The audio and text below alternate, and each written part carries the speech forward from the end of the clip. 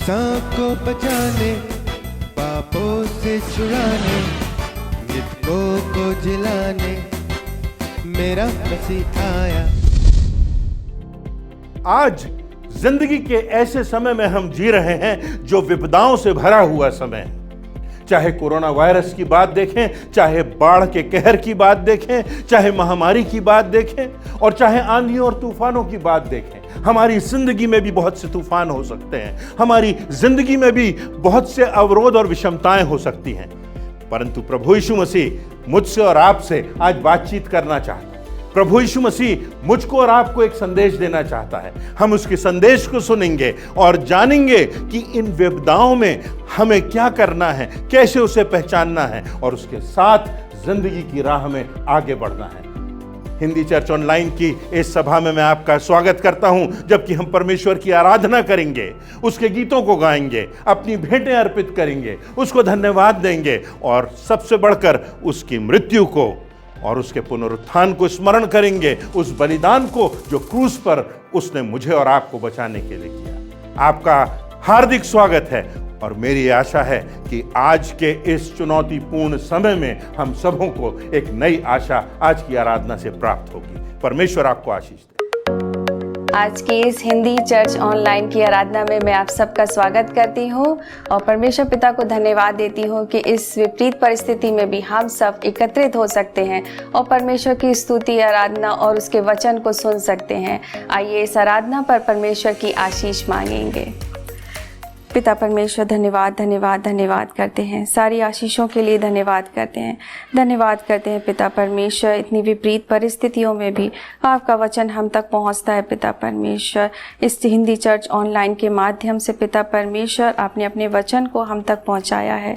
हम इसे ग्रहण करने वाले हो सकें और इस पर चलने वाले हो सकें। प्रार्थना विनती करते पिता, इस ऑनलाइन चर्च आराधना पर आपकी आशीष और बरकत बनी रहे। सारी बातों के लिए आपको धन्यवाद करते हुए इस प्रार्थना को आपके पवित्र और मीठे नाम से मांगते हैं, आमीन।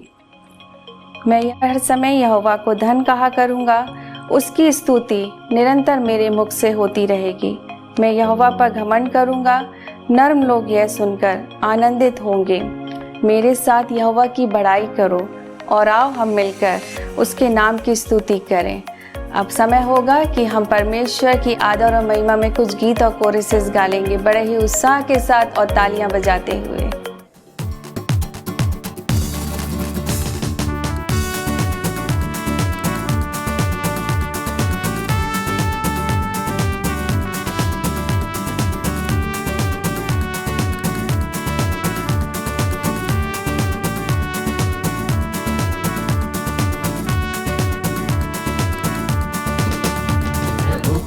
धन्यवाद करूंगा, उसकी संगति में सदा रहूंगा।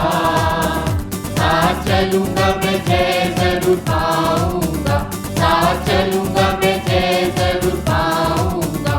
प्रभु का धन्यवाद करूंगा। ना देगी मुझे दुनिया कभी भी कोई सुख और शांति आराम, ना देगी मुझे कभी भी कोई सुख और शांति आराम। मेरे यीशु के साथ संगति में, मेरे यीशु के साथ संगति में सदा मिलती खुशी मुझको। प्रभु का धन्यवाद करूंगा, उसकी संगति में सदा रहूंगा। साथ चलूंगा मैं जय जरूर पाऊंगा, साथ चलूंगा मैं जय जरूर पाऊंगा। प्रभु का धन्यवाद करूंगा। मेरी जिंदगी की हर परेशानी में खुल जाता है आशा का द्वार। मेरी जिंदगी की हर परेशानी में खुल जाता है आशा का द्वार। कभी ना डरूंगा, कभी ना हटूंगा, कभी ना डरूंगा, कभी ना हटूंगा, चाहे जान भी देना पड़े। प्रभु का धन्यवाद करूंगा, उसकी संगति में सदा रहूंगा। साथ चलूंगा मैं जय जरूर पाऊंगा, साथ चलूंगा मैं जय जरूर पाऊंगा।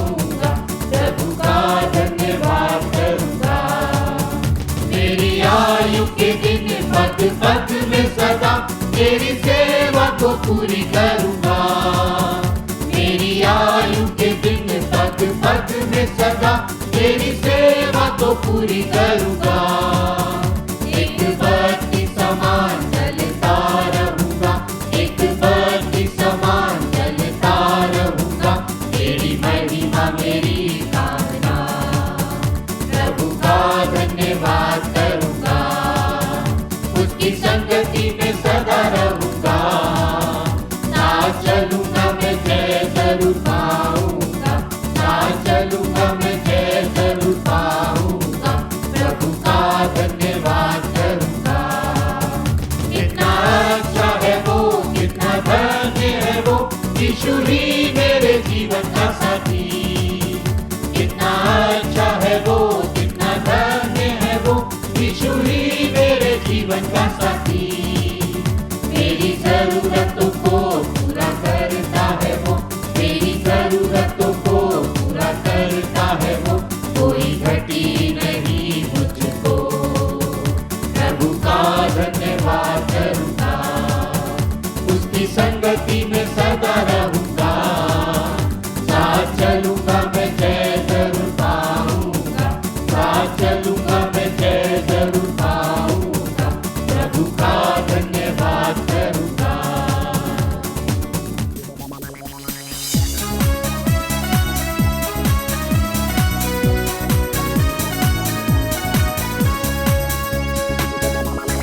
राजाओं का राजा है, ओ प्रभु का प्रभु है। राजाओं का राजा है, ओ प्रभु का प्रभु है। प्रभु यीशु मसीह, प्रभु यीशु मसीह, प्रभु यीशु मसीह, प्रभु यीशु मसीह। राजाओं का राजा है, वो प्रभु का प्रभु है। राजाओं का राजा है, वो प्रभु का प्रभु है।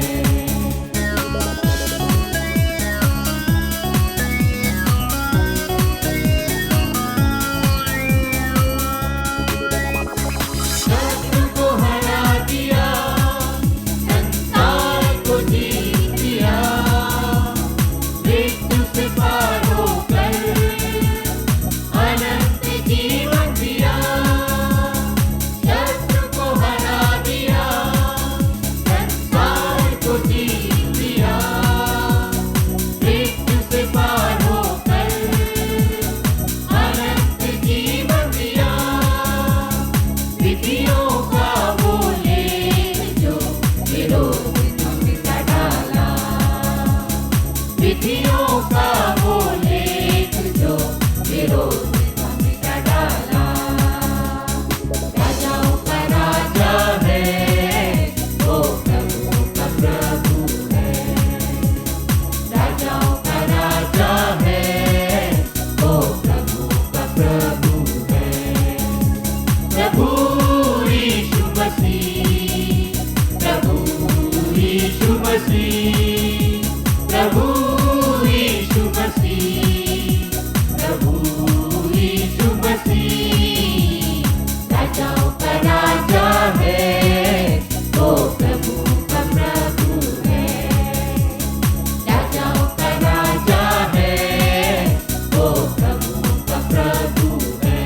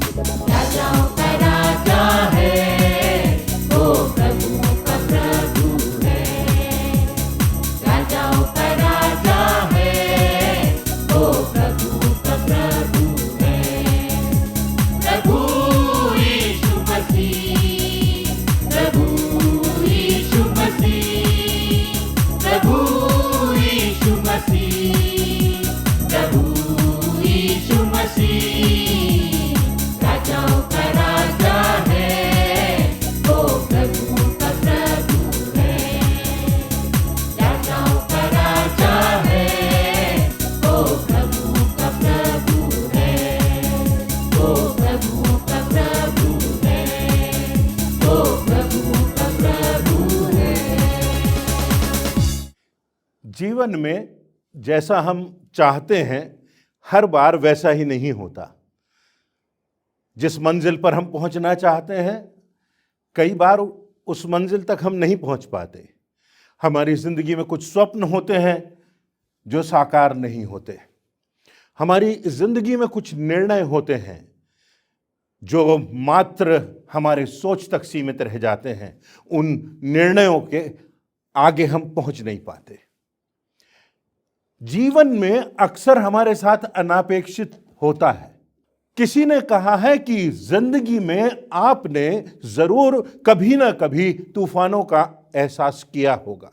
यदि नहीं किया है तो आप हो सकता आज की स्थिति में तूफानों से गुजर रहे हो।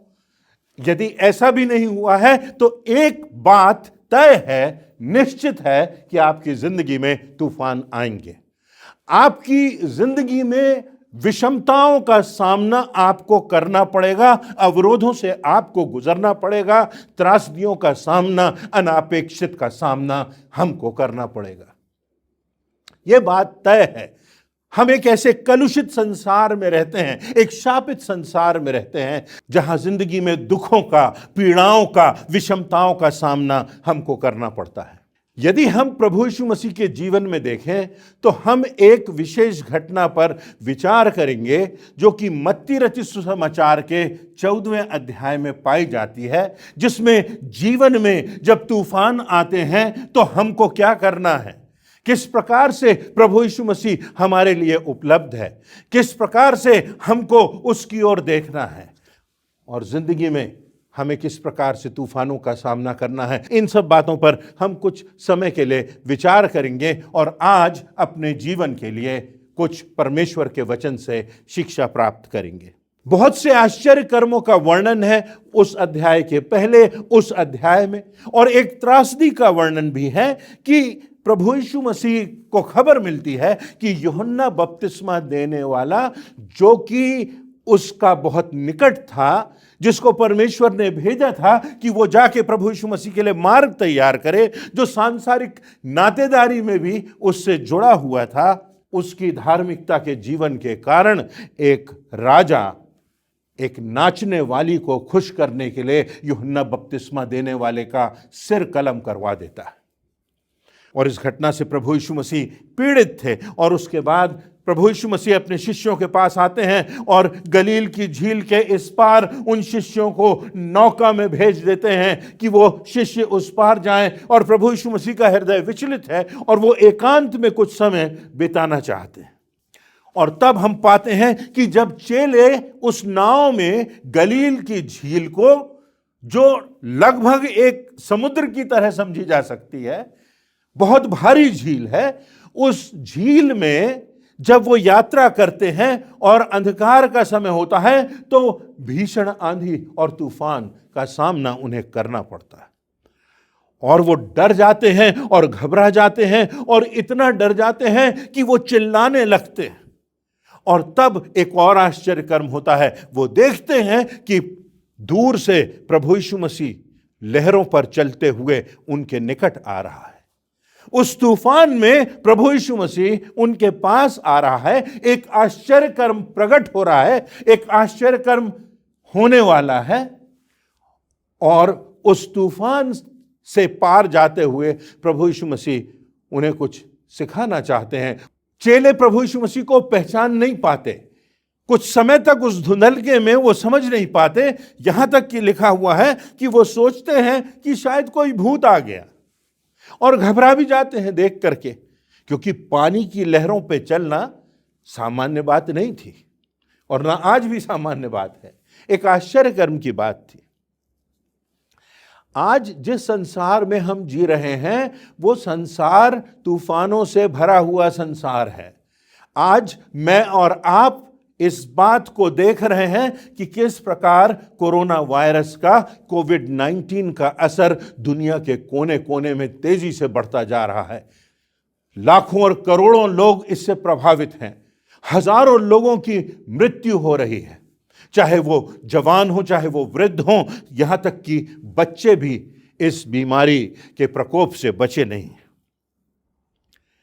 हमको खबर मिलती है, हम टेलीविजन पर देखते हैं तो हम पाते हैं कि हमारे देश के बहुत से इलाके बाढ़ के प्रकोप से गुजर रहे हैं। गांव में पानी भर गया है, घरों में पानी भर गया है, लोगों का जीवन अस्त व्यस्त हो गया है, यातायात थम गया है, पानी बढ़ता जा रहा है। लोगों को समझ में नहीं आ रहा है कि क्या करें। आंधी और तूफान और चक्रवात आ रहे हैं, तेज हवाएं चल रही हैं, समुद्र के किनारे बसे हुए क्षेत्रों में तेजी से तूफान आ रहे हैं, घरों को, गांवों को, शहरों को प्रभावित कर रहे हैं। इससे भी बढ़कर अगर हम अपने संसार के, अपने देश के राजनीतिक परिदृश्य पर देखें तो हम बहुत सी समस्याओं को पाते हैं। कितने देश हैं जिनकी अर्थव्यवस्था चरमरा गई है, जिनकी स्थिति, राजनीतिक स्थिति में अंधकार दिखाई देता है। जिस संसार में हम रह रहे हैं वहां पर लगभग 30,000 लोग हर दिन भूख से मरते हैं।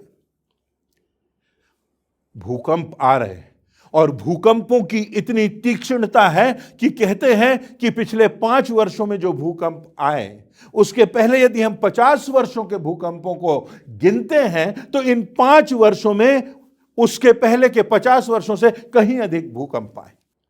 ऐसे संसार में रहते हुए हमको क्या करना है, हमको कौन से बातों को ध्यान में रखना है, इन बातों की चर्चा हम संक्षिप्त में करेंगे।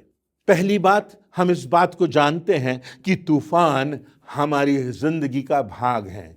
हमारी जिंदगी में ये तूफान आना है, ये तूफान आते हैं, ये तूफान विनाशकारी होते हैं, ये तूफान बिना सूचना दिए आते हैं, ये तूफान कभी एक टेलीफोन की घंटी से आ सकते हैं, ये तूफान कभी एक ब्लड टेस्ट की रिपोर्ट से आ सकते हैं। ये तूफान हमारी जिंदगी में आएंगे और अनेक बार बिना संकेत देते हुए आएंगे।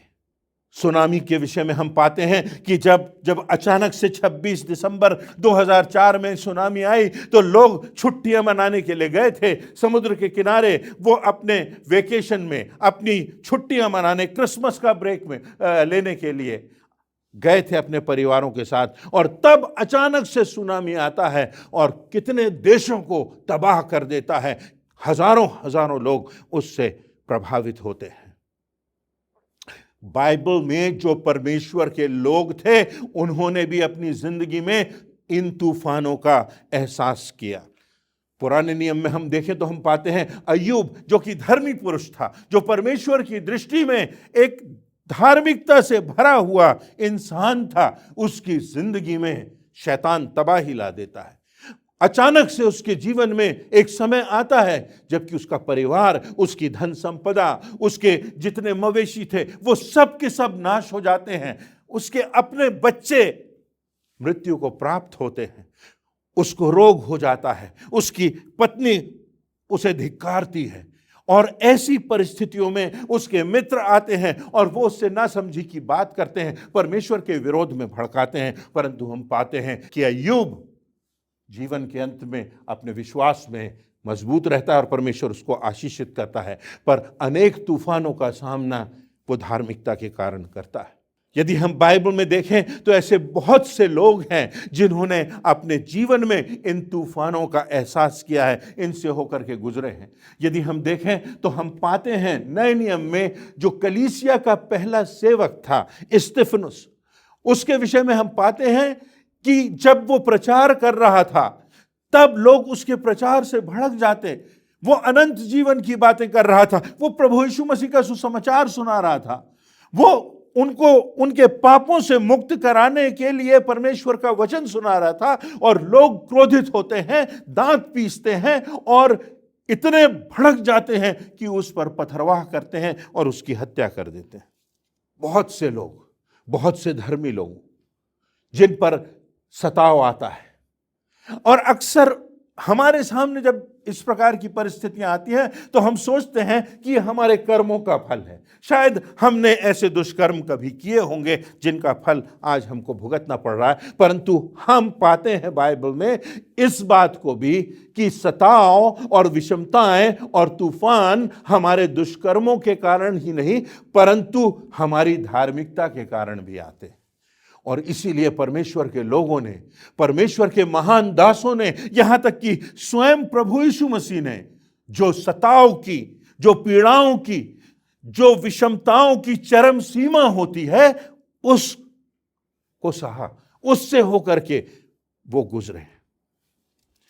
जब लोग इस बात का प्रचार करते हैं कि प्रभु यीशु मसीह को ग्रहण कर लो, तुम्हारी सारी समस्याएं सुलझ जाएंगी, तुमको बहुत सा धन मिल जाएगा, तुमको, तुम्हारे साथ ये भला हो जाएगा, तुम्हारे को बहुत लाभ होगा, ये हेल्थ और वेल्थ का समाचार ये सच्चा सुसमाचार नहीं है, ये गलत और दिशा भ्रमित करने वाला संदेश है। ऐसे लोगों से हमको बच करके रहना है। कई बार जब लोग प्रभु यीशु मसीह के पास आते हैं तो उनकी जिंदगी में उन्हें बहुत सा सताव सहना पड़ता है, बहुत सी विषमताओं का सामना करना पड़ता है। तो जिंदगी में तूफान आना निश्चित है, चाहे हम कितने भी विश्वासी हों और चाहे हम कितने भी अधर्म के रास्ते पर चल रहे हो, सबके जीवन में ये तूफान आएंगे। ये तूफान हमारी जिंदगी का एक भाग होते हैं। दूसरी बात, इस घटना में हम पाते हैं कि जब इन चेलों को इस तूफान का सामना करना होता है तो वो पुकारते हैं, और जब वो प्रभु यीशु मसीह को पहचानते हैं, उसे अपने पास आते हुए देखते हैं, तो वो एक विश्वास से, वो आनंद से भर जाते हैं। और हम जानते हैं कि किस प्रकार प्रभु यीशु मसीह उस तूफान को शांत कर देता है, उस तूफान से वो लोग उबर जाते हैं।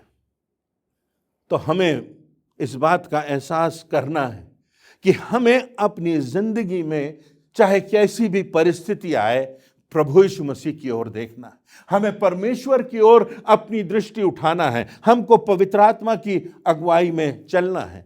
किसी भी जीवन के दृश्य में जहां परमेश्वर की उपस्थिति है, तो उस दृश्य में कहीं ना कहीं हमको उजियाला दिखाई देता है, हमको आशा दिखाई देती है।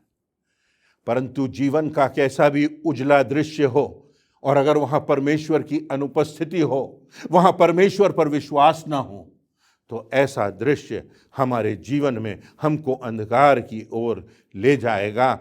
ऐसे सवेरे में भी हमको अंधेरा ही प्राप्त होगा। यहां पर लिखा हुआ है कि प्रभु यीशु मसीह आते हैं, परंतु उसके पहले चेले उसे नहीं पहचान पाते। आवश्यकता इस बात की है कि हमको जीवन की हर परिस्थिति में प्रभु यीशु मसीह को पहचानना है। ये तूफान आते हैं कई बार कि हमारा ध्यान परमेश्वर की ओर जाए, कि हम परमेश्वर की ओर देखें और इस बात को जाने कि हम सक्षम नहीं हैं कि हम हर बात का सामना कर सकें। हम अपनी शक्ति से, अपनी युक्ति से, अपनी बुद्धिमत्ता से अपने जीवन की समस्याओं का सामना नहीं कर सकते, अपने जीवन में इन त्रासदियों से पार नहीं जा सकते जब तक हम प्रभु यीशु मसीह को ना पहचाने। और इसलिए जिंदगी में जब अंधकार आता है तो हमें प्रभु यीशु मसीह की ओर देखना है, जब उजियाला होता है तो हमें प्रभु यीशु मसीह को धन्यवाद देना है, जब जीवन में हमको पीड़ा होती है हमें परमेश्वर की ओर अपनी आंखें उठाना है, जब जीवन में हमें चंगाई मिलती है हमें परमेश्वर को धन्यवाद देना है, जब जीवन में हमें संपन्नता प्राप्त होती है हमें परमेश्वर को सारी महिमा देना है, जब जीवन में अभाव होता है तो हमें परमेश्वर की निकटता में जाना है, प्रार्थना में जाना है। एक बात जो परमेश्वर का वचन हमको बताता है वो ये कि जो भी विपदा इस संसार में आती है उसमें परमेश्वर की अनुमति होती है, उसमें परमेश्वर की स्वीकृति होती है, परंतु उसमें भी परमेश्वर की एक योजना होती है, उसमें भी परमेश्वर का एक उद्देश्य होता है। और इसीलिए हमको परमेश्वर की ओर देखना है और समझना है कि परमेश्वर हमें कौन सी शिक्षा देना चाहता है इस तूफान के बावजूद, इस तूफान के परे। हम पाते हैं कि मरियम मगदलीनी वो प्रभु यीशु मसीह को जब दफना दिया जाता है, सुबह होने के पहले ही प्रभु यीशु मसीह की कब्र पर आती है और उसके हृदय में प्रभु यीशु मसीह की मृत्यु की पीड़ा थी, परंतु उसके हृदय में प्रभु यीशु मसीह के प्रति सम्मान था, और उस निराशाजनक स्थिति में भी वो प्रभु यीशु मसीह को स्मरण करके उसके प्रति सम्मान प्रदर्शित करने के लिए वो कब्र पर आती है। और तब हम देखते हैं कि पुनर्जीवित प्रभु यीशु मसीह से उसका सामना होता है, और वो उसी समय प्रभु यीशु मसीह को नहीं पहचानती।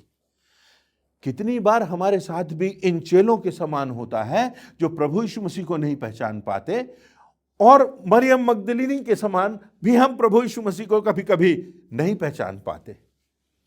परंतु इन त्रासदियों में हमें प्रभु को पहचानना है और अधिकाई से उसकी निकटता में आना है, और अधिकाई से इस प्रश्न का समाधान ढूंढना है कि इस त्रासदी से, इस विषमता से परमेश्वर हमको क्या सिखाना चाहता है। जब हम परमेश्वर की ओर देखते हैं, जब हमारा ध्यान विषमताओं में परमेश्वर की ओर जाता है, तो हम पाते हैं कि पहला कुरिन्थियों उसका 10वां अध्याय और उसकी 13वीं आयत में परमेश्वर की एक महान प्रतिज्ञा है। लिखा हुआ है, तुम किसी ऐसी परीक्षा में नहीं पड़े जो मनुष्य के सहने से बाहर है, और परमेश्वर सच्चा है, वह तुम्हें सामर्थ्य से बाहर परीक्षा में न पड़ने देगा, वरन परीक्षा के साथ निकास भी करेगा कि तुम सह सको। हमारा परमेश्वर हमको सामर्थ्य देता है जब हम उसकी ओर देखते हैं, जब हम उसे पुकारते हैं, जब त्रासदियों में हम उसे पहचानते हैं। तीसरी और अंतिम बात जो हमें इस घटना से शिक्षा मिलती है वो ये कि हमें अपनी जिंदगी में परमेश्वर और शैतान में अंतर करना आना चाहिए। मत्ती रचित सुसमाचार के 14वें अध्याय की 26वीं आयत को देखें तो लिखा हुआ है, चेले घबरा गए और वो समझे भूत है और चिल्लाने लगे। यीशु आ रहे थे और चेले सोच रहे थे कि ये भूत है, वो अंतर नहीं कर पाए। कितनी बार हमारे साथ ऐसा होता है कि हम परमेश्वर में और दुष्टात्माओं में अंतर नहीं कर पाते। हम सोचते हैं कि जिन परंपराओं में हम पड़े हुए हैं, जिस अंधविश्वास से होकर हम गुजर रहे हैं, वो सब परमेश्वर की उपासना का भाग है। वही रास्ता है, वही बात सही है जो हमको परंपरागत बातें जो होती हैं, जो हमको पीढ़ियों से हमारे परिवारों में चली आई हैं, और हम ये नहीं समझते कि दुष्ट आत्माएं भी ऐसा करती हैं, और हमको लगता है कि ये जो दैवीय सामर्थ्य है, शक्ति हमको दिखाई देती है, ये परमेश्वर की नहीं परंतु दुष्ट आत्मा की है।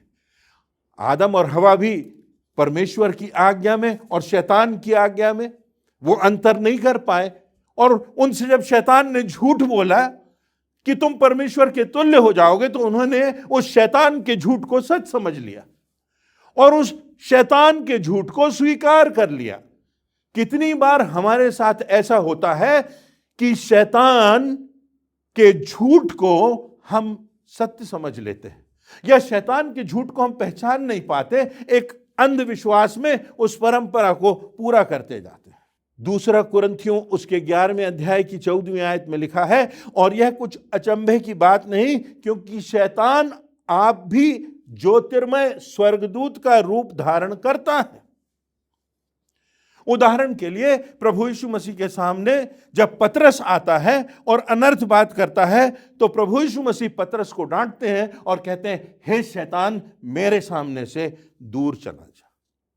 हमारे सामने कितनी बार ऐसी परिस्थितियां आती हैं कि हम जब सताव आते हैं, जब विषमताएं आती हैं, तो हम झूठे रास्ते पर झूठी मान्यताओं में उलझ जाते हैं और शैतान के झूठ को स्वीकार कर लेते हैं।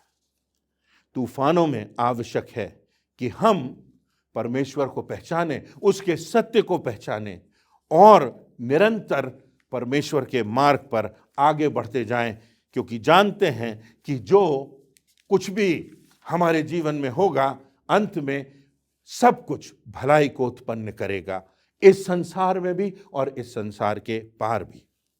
एक यूरोप की घटना है। एक अपार्टमेंट बिल्डिंग है और ऊपर एक पिता है, बेटा है, उसका परिवार है, और वो वहां रहते हैं। रात में उस अपार्टमेंट बिल्डिंग में 2007 की बात है, आग लग जाती है और किसी प्रकार जब माता पिता नीचे आते हैं तो वो पाते हैं कि अरे उनका एक बेटा तो ऊपर छूट गया है। और तब वो उस बेटे से कहते हैं, आग लगी है, धुआं वहां पर भरा हुआ है, और उस बेटे से कहते हैं कि बेटे तुम उस खिड़की से कूद जाओ, मैं तुम्हें संभाल लूंगा। और बेटा कहता है कि डैडी मुझे तो कुछ दिखाई नहीं दे रहा, इतना धुआं है।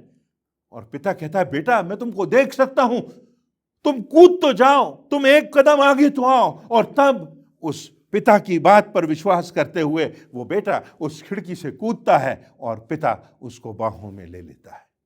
हमारे साथ भी ऐसा ही होता है। जब हमारे सामने धुंधलका होता है, जब हमारे सामने अनुत्तरित प्रश्न होते हैं, जब हमें समझ में नहीं आता कि ये तूफान हमारी जिंदगियों में क्यों आए हैं, हमको परमेश्वर के मार्ग पर आगे बढ़ते जाना है, परमेश्वर के बताए हुए रास्ते पर चलते जाना है, प्रभु यीशु मसीह की ओर अपनी आंखें लगाए रखना है। किसी ने माउंटेन क्लाइमर्स के लिए, जो लोग माउंट एवरेस्ट की यात्रा करते हैं, खासकर उनके लिए एक पुस्तक लिखी है और उसमें लिखा है जो पर्वतारोही होते हैं वो 3 श्रेणियों के होते हैं। पहला वो जो चाहते तो है कि हम हिमालय पर्वत पर चढ़ जाएं, परंतु वो उसकी तैयारी नहीं करते, वो उसके इंस्ट्रक्शंस को नहीं जानते, किन बातों के प्रति सावधान रहना है उन बातों की उन्हें जानकारी नहीं, उन बातों पर वो ध्यान नहीं देते, उस प्रशिक्षण में वो नहीं जाते, और तब यात्रा करने के पहले जब चुनौती सामने आती है तो वो हार करके लौट जाते हैं। दूसरे प्रकार के पर्वतारोही होते हैं जो जाते हैं, जब तक अच्छा मौसम है तब तक चढ़ते जाते हैं, परंतु जब तूफान आता है तो वो लौट करके आ जाते हैं, वो हार करके लौट जाते हैं, अधूरी यात्रा होती है उनकी। परंतु तीसरे प्रकार के वो लोग होते हैं जो प्रशिक्षित होते हैं, जिनको वो इंस्ट्रक्शंस मालूम होते हैं, जिनको पता होता है कि इन तूफानों के पार विजय है, इन तूफानों के पार हमारी मंजिल है, और वो उस चुनौती का सामना करते हुए दृढ़ता से आगे बढ़ते जाते हैं, साहस से, निर्भीकता से आगे बढ़ते जाते हैं, और उसके बाद वो अपनी मंजिल तक पहुंचने में सफल हो जाते हैं। जिंदगी की राह में भी कुछ ऐसा ही होता है। कई बार हम परमेश्वर के वचन को जाने बिना जिंदगी में आगे बढ़ते हैं और समस्याएं जब आती हैं तो हम टूट जाते हैं। कई बार हम घबरा जाते हैं, हमारा विश्वास डगमगा जाता है, और जीवन की आधी यात्रा के बाद हम जो अपनी जिंदगी में हार मान लेते हैं, और जिंदगी से हार मान के कभी आत्महत्या का, कभी किसी प्रकार की गलत बातों का, किसी गलत विश्वास का, शैतान के झूठ का अपने जिंदगी को तबाह कर लेते हैं और हार जाते हैं। परंतु वो लोग जो परमेश्वर के वचन को जानते हैं, जो जानते हैं कि प्रभु यीशु मसीह मार्ग, सत्य और जीवन है, उसी में हमें इस जीवन में आशा है और इस जीवन के पार अनंत जीवन की निश्चितता है, वो आगे बढ़ते जाते हैं, और तब उन्हें मालूम है कि हमें मंजिल पर पहुंचना है, हमें विजय प्राप्त होगी, चाहे कैसी भी परिस्थिति आए, तूफान चाहे कितना भी तीखा, तीव्र, तीक्ष्ण क्यों ना हो, हमें विजय प्राप्त होगी।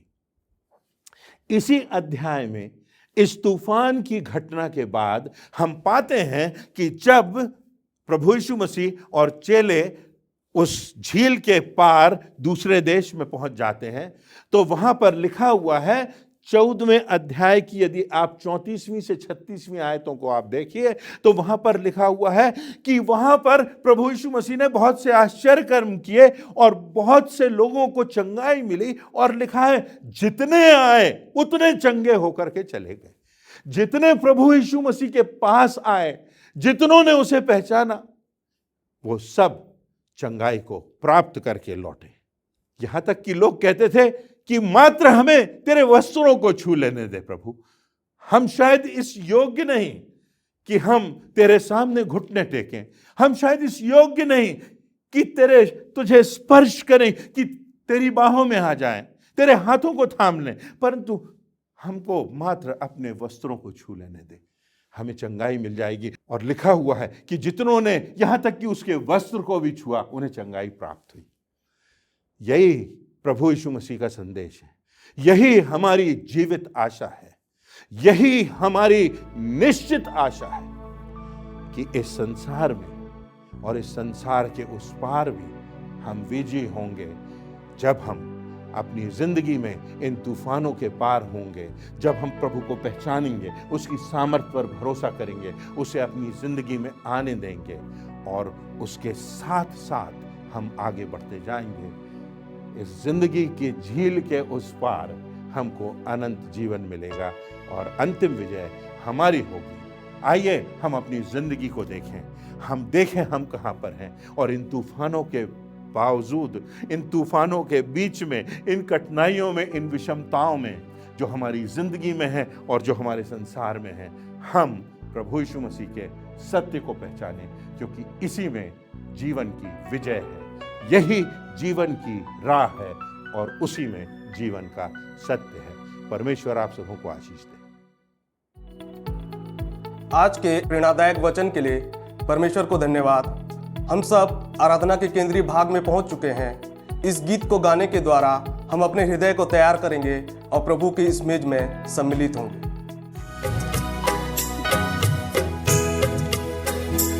जो क्रूस पे कुर्बान है वो मेरा मसीहा है, हर जख्म जो उसका है वो मेरे गुनाह का है, वो मेरे गुनाह का है। इस दुनिया में ले आए मेरे ही गुनाह उसको, मेरे ही गुनाह उसको, ये जुल्म से तम उस पर मैंने ही कराया है। जो क्रूस पे कुर्बान है वो मेरा मसीहा है, हर ज़ख्म जो उसका है वो मेरे गुनाह का है, वो मेरे गुनाह का है।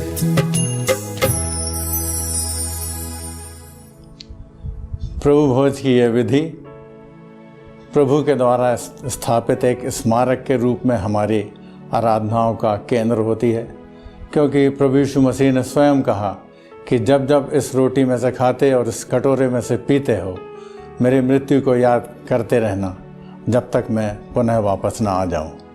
इसलिए यह विधि हमारी आराधनाओं का केंद्र होती है और हम पूरी नम्रता और दीनता के साथ इसमें सहभागी होते हैं, क्योंकि प्रभु ने जिस रात वो पकड़वाया गया उसने रोटी ली,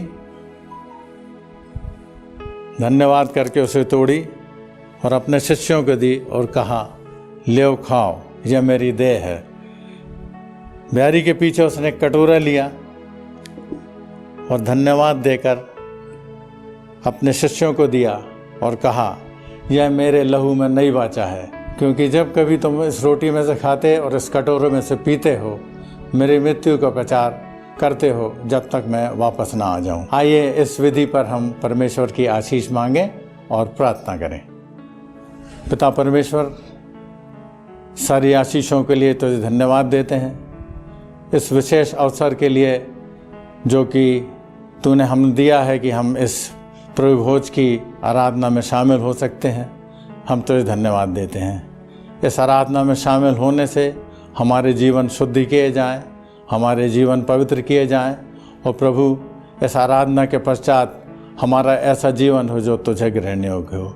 आज की आराधना पर, सारी विधियों पर आपकी आशीष चाहते हुए इस विनती को उद्धारकर्ता यीशु मसीह के नाम से मांगते हैं, आमीन। प्रभु की मेज तैयार है, आइए हम अपने अपने विश्वास के अनुसार इसमें सहभागी हों और जितनों ने प्रभु यीशु मसीह के नाम का बपतिस्मा लिया है उसमें ये लोग शामिल हो सकते हैं।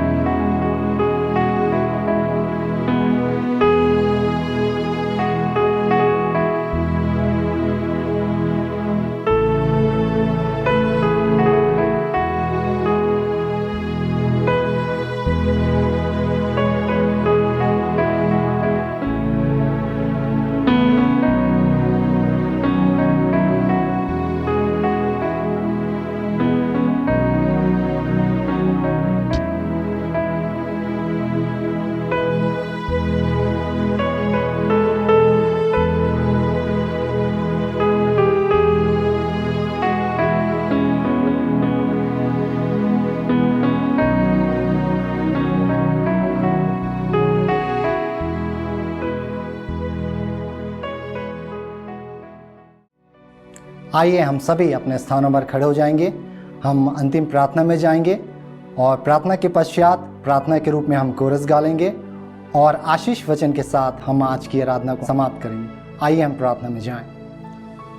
स्वर्गीय पिता परमेश्वर, आज के इस दिन के लिए हम आपका धन्यवाद करते हैं कि हिंदी चर्च ऑनलाइन के माध्यम से हम आपकी आराधना कर सके हैं। प्रभु, धन्यवाद करते हैं आपके जीवित कलाम के लिए कि जिसके माध्यम से हमने सीखा है कि हम अपने जीवन के उन सारे उतार चढ़ाव और तूफानों में हम कैसे स्थिर बने रह सकते हैं। हम सभी को आशीषित कीजिए कि हम सभी निरंतर अपने आत्मिक जीवन में आगे बढ़ सकें। प्रार्थना उद्धारकर्ता प्रभु यीशु मसीह के नाम से मांगते हैं, आमीन। पवित्र आत्मा, पवित्र आत्मा, मुझे ले चल मसीह के चरणों में। पवित्र आत्मा, पवित्र आत्मा, पवित्र आत्मा, मुझे ले चल मसीह के चरणों में। पवित्र आत्मा, सिर्फ तेरे लिए यीशु, तेरे लिए, सिर्फ तेरे लिए यीशु, तेरे लिए, सिर्फ तेरे लिए यीशु, तेरे लिए मैं हाथ उठाता हूँ। पवित्र आत्मा, पवित्र आत्मा, मुझे ले चल मसीह के चरणों में। पवित्र आत्मा।